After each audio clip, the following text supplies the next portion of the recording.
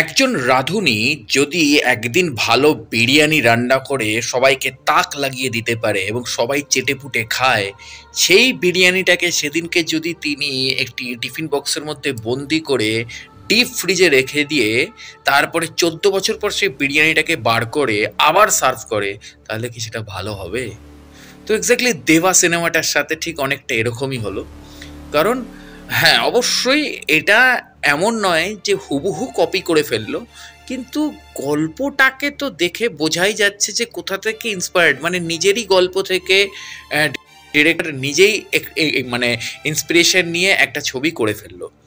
কিন্তু সব থেকে বড় যেটা ছিল যে এই গল্পটার বর্তমান 2025-এ দাঁড়িয়ে তার প্রেজেন্টেশন, তার ভাইভ। কারণ 2023 থেকে ভারতীয় ফিল্ম ইন্ডাস্ট্রিতে একটা অদ্ভুত মানে ব্রুটাল সিনেমার একটা ক্রেজ চলছে, ব্রুটাল সিনেমা।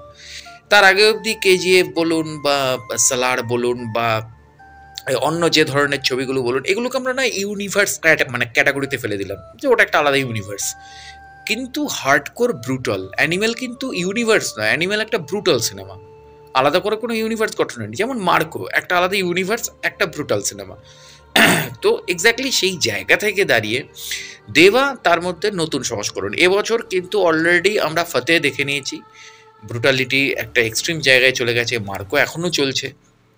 তো সেখানে দাঁড়িয়ে দেবা একটা এক্সট্রিম ছবি, কিন্তু দেবা দেখতে বসে বারবার মনে হলো যেন সেই কবির সিং এর শাহিদ কাপুর কি আমরা দেখছি, কবির সিং, কমিনে আর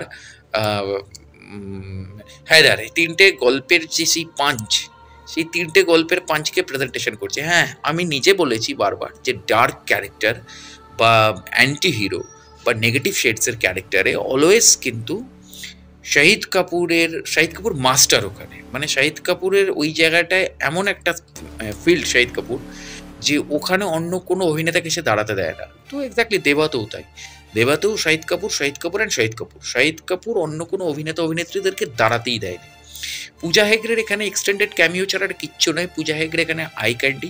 কিন্তু প্রবলেম হচ্ছে এটাই যে সাউথের যেসব পরিচালকদের বয়স হয়ে যাচ্ছে, তারা নিজেরাই তাদের অতীতের হিট ছবিগুলোর ফর্মুলাকে এই 2024-25-এ এসে কপি করার চেষ্টা করছে। যেটা কয়েকদিন আগে আমরা শঙ্করের কাছ থেকে দেখতে পেলাম, যে শঙ্কর স্যার যেখানে পুরোপুরি আমাদেরকে গেম চেঞ্জারের যেটা দেখালো, সেটা কিন্তু তারই পুরনো ছবিগুলোর একটা মিক্স, মানে একটা মিক্স প্যাকেজ। তো এখানেও কিন্তু আমরা যে পুরনো ছবি ছিল মুম্বাই পুলিশ বা অন্যান্য যেসব মালায়ালাম হিটগুলো তিনি দিয়েছিলেন, সেই সব ছবিগুলোর একটা একটা মানে একটা একটা মানে মিক্সচার আমরা দেখতে পেলাম। এবং তার সাথে সাথে শাহিদ কাপুরের অ্যাজ এ ক্যারেক্টার ডিজাইন, যদি আমরা অ্যানিমেলের সময় বলেছিলাম যে রণবীর কাপুরের ক্যারেক্টার ডিজাইন অনেকটা সঞ্জু থেকে ইন্সপায়ার্ড হয়ে ভাঙ্গা বানিয়েছিল, তো এক্স্যাক্টলি এখানেও ঠিক তাই। পরিচালক কিন্তু শাহিদ কাপুরের যে পুরনো ছবিগুলো ছিল, কমিনে বলুন, হায়দার বলুন বা কবির সিং বলুন, এই ছবিগুলোর যে তার যে ক্যারেক্টারিস্টিকটা ছিল, যে চরিত্রের যে বৈশিষ্ট্য ছিল, সেই বৈশিষ্ট্যগুলোকেই কিন্তু ভেঙে চুরিয়ে নতুন করে আবার প্রেজেন্ট করেছে। ফার্জি এখানে আসবে না, কারণ ফার্জির শাহিদ কাপুর অনেক বেশি সফট ছিল। ফার্জির শাহিদ কাপুরের তিনখানা শেডস ছিল চরিত্রের, এখানে কিন্তু সেই শাহিদ কাপুরের কোনো মানে শেডস নেই, তো একই প্যাটার্ন। তো এবার শাহিদ কাপুরকেও ভাবতে হবে এই ধরনের চরিত্র থেকে এবার একটুখানি আবার ছিটকে গিয়ে তাকে প্রয়োজন পড়লে, হ্যাঁ আমি একবারেই বলছি না সেই কি জানো সেই সিনেমাটার নাম ছিল এক বিবাহ আইসি না কি সব সামথিং সিনেমাগুলো করতো না অতীতে, ওই রকম ছবি আমি করার কথা বলছি না।